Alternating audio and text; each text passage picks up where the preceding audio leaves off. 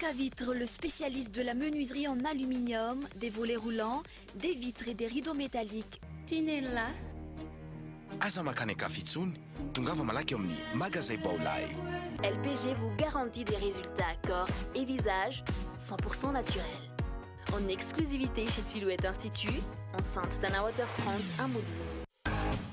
Pour votre formation après le bac, ISA, Institut supérieur d'Antananarivo à Patsakan. Socavitre, Baolay, Silhouette Institut, ISA, Institut supérieur d'Antananarivo. Manolotra anao ny vaovao.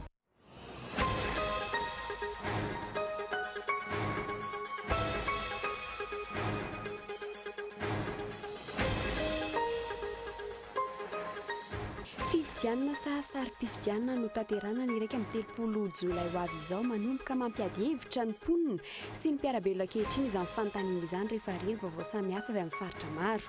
Ny zava-misy ny kianjany antoko HVM no ilalaovan'ny rehetra ankehitriny ary ny fitsipika apetraky ny hery vaovao ho an'i Madagasikara no feno lalao.